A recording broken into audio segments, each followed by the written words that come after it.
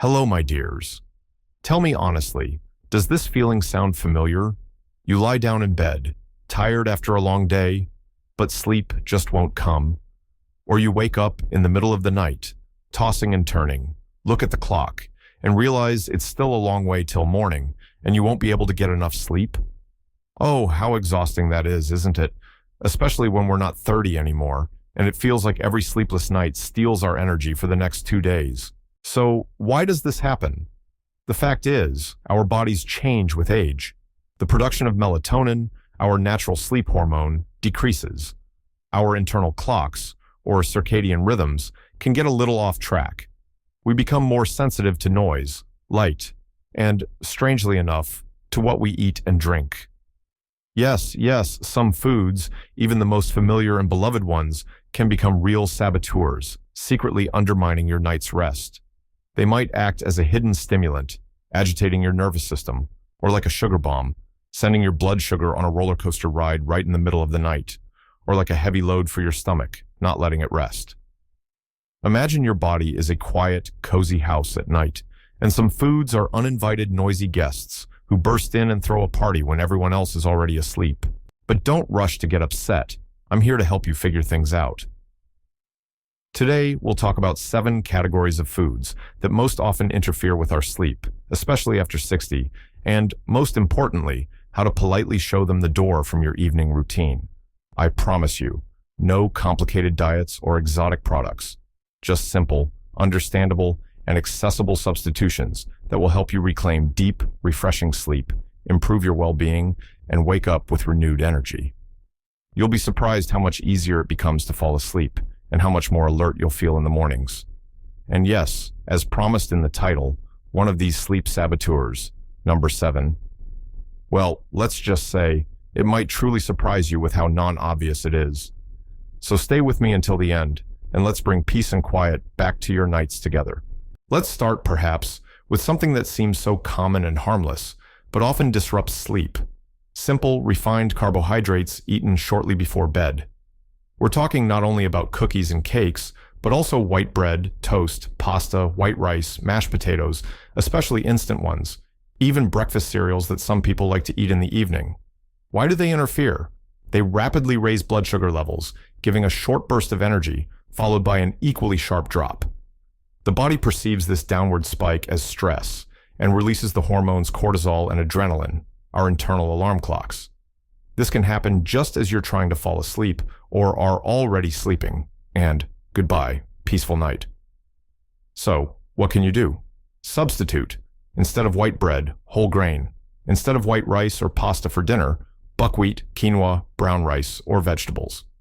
If you want a snack before bed, instead of cereal or toast, have a small portion of cottage cheese, natural yogurt with berries, or a handful of nuts.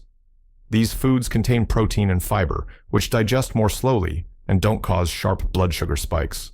Let me tell you the story of Robert, 71 years old. He had a long-standing habit. Before bed, he'd eat a bowl of instant oatmeal with milk or a couple of toasts with jam.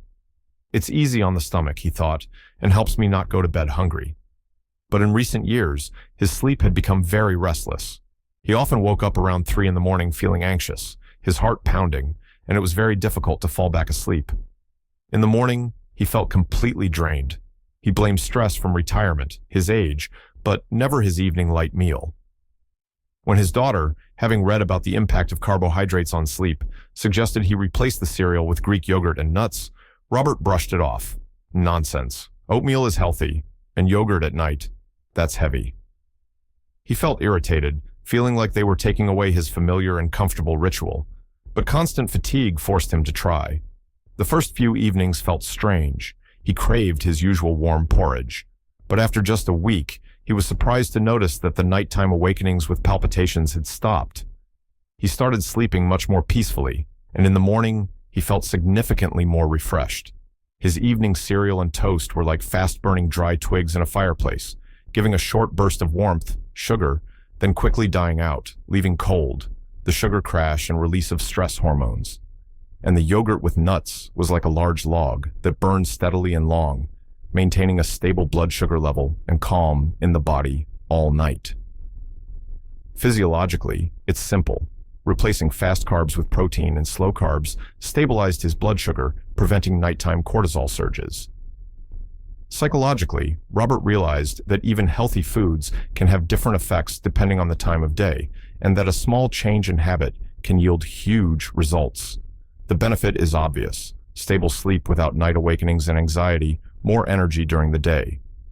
Think about it. Maybe your evening snack, which seems light, is actually interfering with your sleep. But it's not just food that can be treacherous. Sometimes the problem hides in our favorite cup. I'm talking about hidden caffeine. We all know that a cup of coffee at night is a bad choice. But caffeine is a tricky fellow. It hides where we don't expect it. And as we age, our body metabolizes it more slowly, so even a small dose in the afternoon can ruin the entire night. Where to look for the saboteur? Of course, in black and green tea, even 1 cup after 4 p.m. can have an effect. In some carbonated drinks, cola, energy drinks, in dark and even milk chocolate, in cocoa, in some painkillers and cold remedies, always read the ingredients. And even in decaf coffee, a small amount of caffeine still remains, and for sensitive people, this might be enough. Caffeine blocks adenosine receptors in the brain, the molecule that signals fatigue. Imagine your brain wants to sleep and sends messengers, adenosine, with the message, time to rest. And caffeine is like a guard who simply doesn't let these messengers through. What to do? After 2 to 3 p.m., try to avoid caffeinated drinks and foods. Switch to herbal teas, chamomile, mint, linden, lemon balm, fireweed, even chai. If you crave chocolate in the evening, have a tiny piece of white chocolate. It contains no cocoa solids or caffeine, or replace it with a date or fig. Carefully read the ingredients of medications. Here's the story of Helen, 66 years old. She was convinced caffeine didn't bother her. She only drank 1 cup of coffee in the morning, and in the afternoon, she preferred green tea. It's healthy. She also loved having a couple of squares of dark chocolate, 70% cocoa, after dinner, for my mood and heart. Yet, she complained about difficulty falling asleep. She would lie in bed for an hour, thoughts racing in her head, preventing relaxation. It must be nerves, she thought. It never occurred to her to connect this with her healthy habits. She considered green tea and dark chocolate purely beneficial. When her friend told her about hidden caffeine, Helen initially didn't believe it. How much caffeine could there possibly be in tea and chocolate? That's ridiculous. She felt distrustful and unwilling to give up something that brought her pleasure, but she decided to conduct an experiment out of curiosity. She replaced her afternoon green tea with mint tea and her evening chocolate with a handful of almonds. The first few days, she missed the familiar taste, especially the chocolate. But after about a week, she was amazed. She started falling asleep within 15 to 20 minutes. The thoughts in her head became calmer, and the feeling of inner tension before sleep disappeared. Her green tea and dark chocolate were like quiet but persistent background noise that didn't allow her nervous system to fully calm down before sleep. It's like a dripping tap in a quiet room, seemingly trivial, but it interferes with sleep. And the mint tea and almonds became signals of silence and peace for her brain. Physiologically, eliminating even small doses of caffeine in the afternoon allowed adenosine to do its job and signal the brain's need for sleep. Psychologically, Helen realized that the healthiness of a product doesn't always mean it's appropriate at any time of day, and that individual sensitivity can change significantly with age. The benefit is obvious: easy falling asleep, a calm mind before bed, better quality rest. Check your afternoon and evening habits. Could treacherous caffeine be hiding there? Besides what we eat and drink in the evening, how and when we do it is also very important. Remember the feeling after a hearty holiday dinner? Pleasant drowsiness, but often heaviness in the stomach too. In our youth, we could digest anything, but with age, our digestive system slows down and enzyme production decreases. Therefore, fatty, fried, smoked food eaten in the evening becomes a real challenge for the body and for sleep. Firstly, digesting such food requires a lot of time and energy. Your stomach and intestines are forced to work the night shift instead of resting with you. Imagine a traffic jam. Fatty food slows down stomach emptying, creating a bottleneck in your digestive system. Secondly, such food often triggers heartburn, acid reflux, the backflow of stomach contents into the esophagus, bloating, and discomfort, especially when you're lying down. How can you sleep if you have burning in your chest or your stomach feels distended? What to do? Try to have a light dinner and no later than 3 to 4 hours before bed. Instead of fried potatoes with a cutlet, baked fish or chicken breast with a vegetable salad or stewed vegetables. Instead of a fatty steak, vegetable soup or an omelet. Avoid pizza, fast food, fatty sauces, smoked meats, and excessive oil in the evening. Frank, 74 years old, was an old-school man and loved traditional hearty food. His ideal dinner was fried chicken, French fries, or a good piece of meat with gravy. He usually ate late, around 8 to 9 p.m., as he snacked on the go during the day. At night, he was often troubled by heartburn. He would wake up with an unpleasant sour taste in his mouth, sometimes even coughing. He took antacids by the handful, but they only provided temporary relief. "Damn reflux," he complained to his doctor. "I'll probably need surgery." He was convinced the problem was with his stomach, not his food. When the doctor advised him to radically change his dinner, make it light and early, Frank was indignant.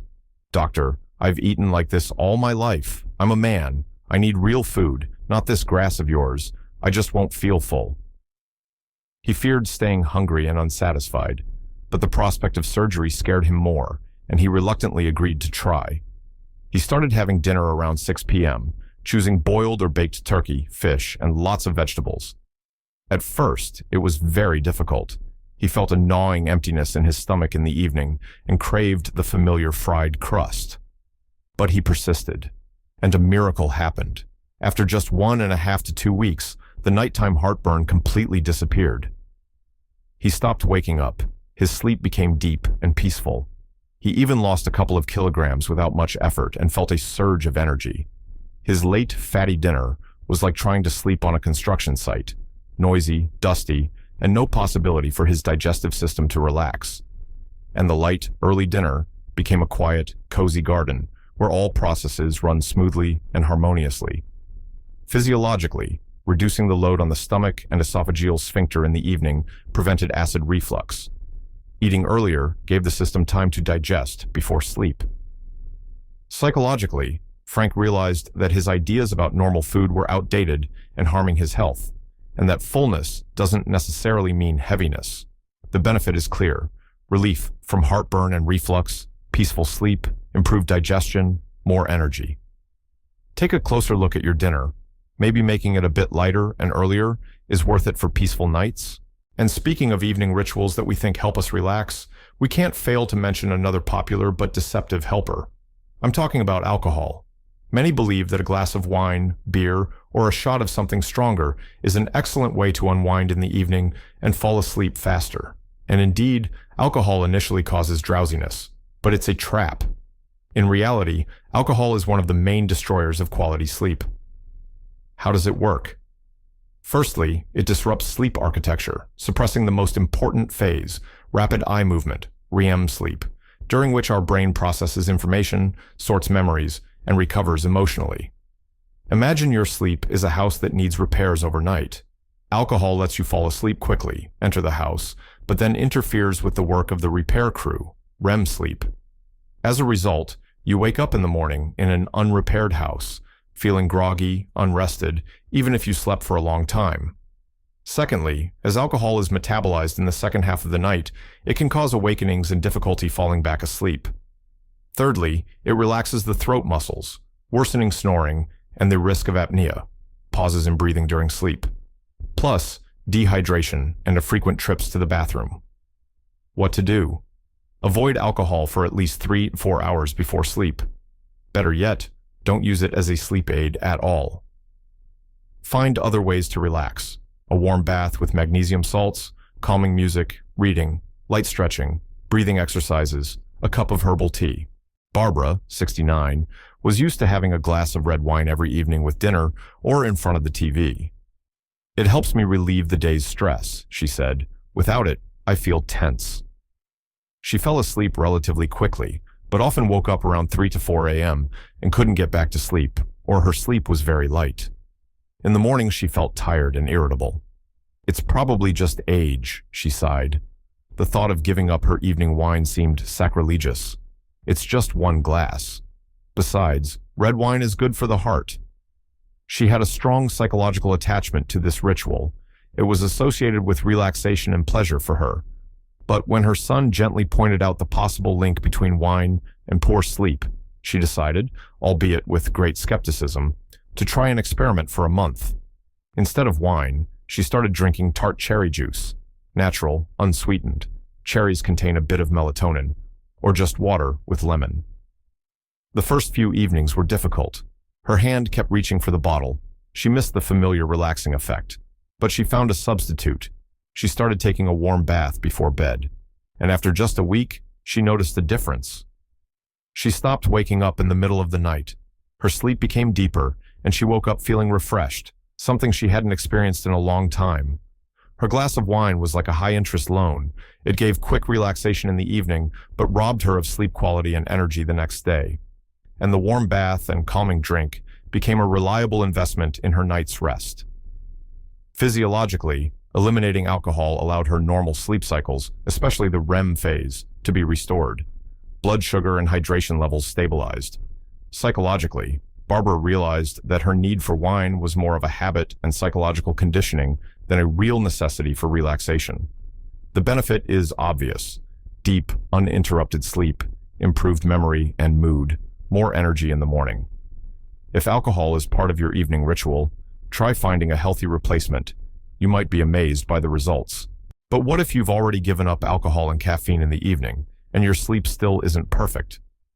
Let's dig a bit deeper and talk about a lesser-known culprit of restless nights, an amino acid called tyramine.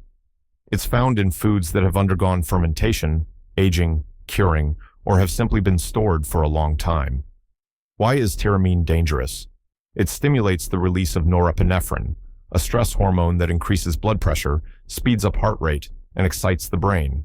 So, by eating foods high in tyramine at night, you might unintentionally switch your body into wake-up mode. Where does tyramine hide?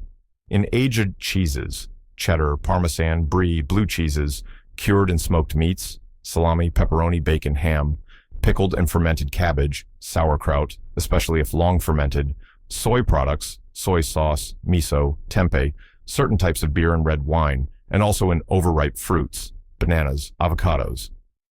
What to do? If you notice you sleep poorly after eating such foods, try to avoid them in the evening. This especially applies to cheese platters, meat boards, or ham sandwiches before bed.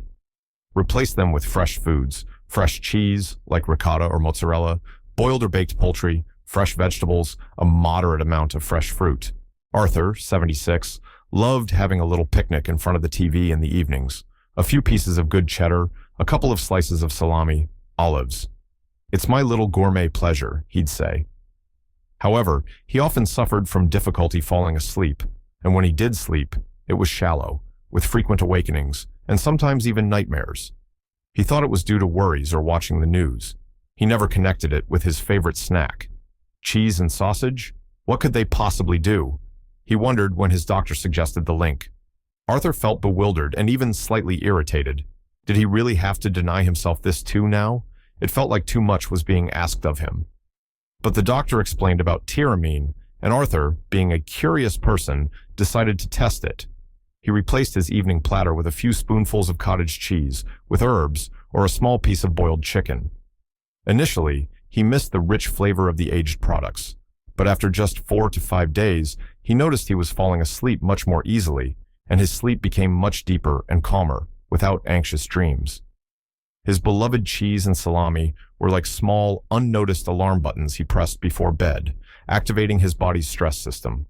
It was like trying to sleep next to a ticking time bomb, and the cottage cheese or chicken became a neutral, calming background. Physiologically, eliminating high tyramine foods before bed reduced nervous system stimulation, allowing the body to transition more easily into a state of rest. Psychologically, Arthur realized that even favorite foods can have hidden negative effects, and that understanding biochemistry can help improve quality of life. The benefit is obvious: easier falling asleep, deep and calm sleep, absence of nighttime anxiety. If you love aged foods, try moving them to the first half of the day and observe your sleep. Besides the composition of food, there's another very simple yet critically important aspect of our evening routine that we often overlook: how much and when we drink. Drinking enough water is important, we all know that. But when and how much? That's the question, especially for nighttime sleep.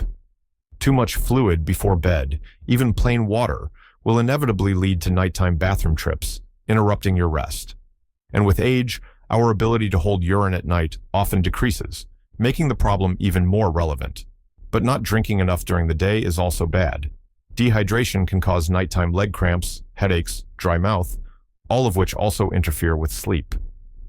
So, where's the balance? Try to drink your main fluid intake, water, herbal teas, during the day, especially in the first half. Drastically limit drinking 1.5 to 2 hours before bed. If you feel thirsty, take a few small sips of room temperature water.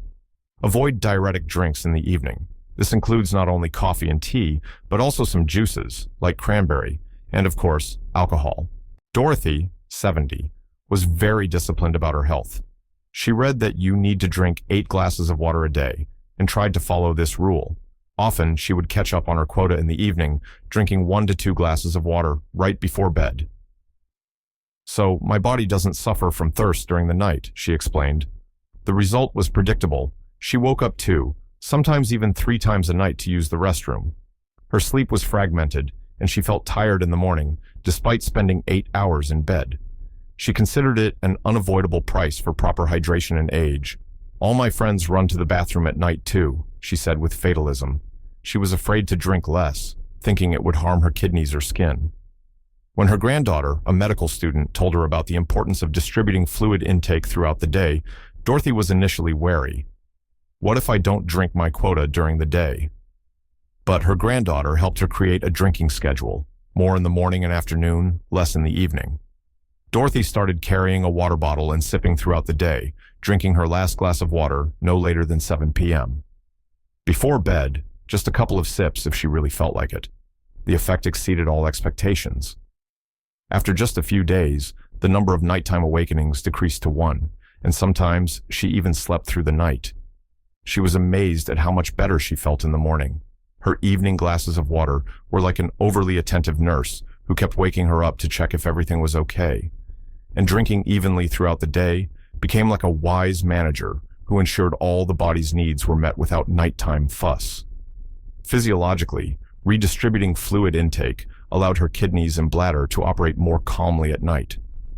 Psychologically, Dorothy realized that following advice requires wisdom and listening to her body, and that sleep quality is just as important as the amount of water consumed. The benefit is obvious: uninterrupted sleep, absence of frequent nighttime awakenings, better well-being in the morning. Find your comfortable drinking schedule, focusing on the first half of the day, and your nights will become much calmer. And now we've reached the last, 7th point for today.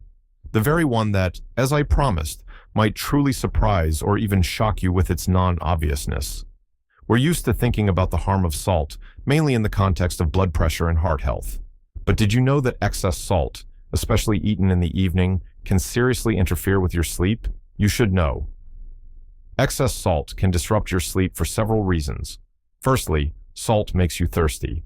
You drink more before bed and wake up more often at night. Secondly, sodium causes fluid retention in the body, which can lead not only to morning puffiness, but also to increased blood pressure during sleep, causing restlessness and discomfort. Thirdly, there's evidence that excess salt can disrupt deep sleep phases and even be linked to restless leg syndrome. So where's the trap? Salt isn't just hiding in the salt shaker. There's a huge amount of it in processed foods: sausages, hot dogs, ham, canned goods, fish, meat, vegetables, salted and smoked cheeses, chips, crackers, salted nuts, olives, ready-made sauces, ketchup, mayonnaise, soy sauce, packet and canned soups, frozen ready meals, fast food. What to do? The most important thing: cook at home from fresh, unprocessed ingredients so you control the salt. Read labels carefully. Choose products with reduced sodium content. Limit your consumption of processed foods and canned goods, especially in the evening.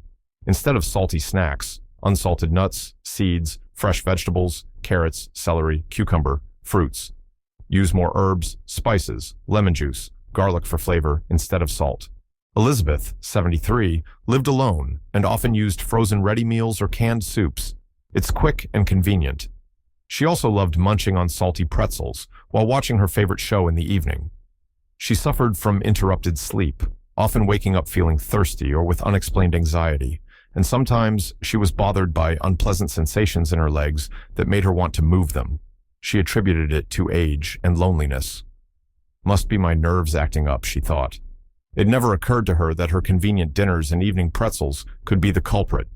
She thought salt was a problem for people with hypertension, and her blood pressure was more or less normal. When she accidentally heard on a health program about the link between salt and poor sleep, she was very skeptical. What does salt have to do with it? That sounds implausible. She didn't want to give up the convenience of ready-made food, but the information stuck in her head. She decided to try an experiment. For a week, she would cook simple dinners herself, like baked chicken with broccoli or vegetable soup made with water, and replace the pretzels with unsalted popcorn or an apple. The result stunned her.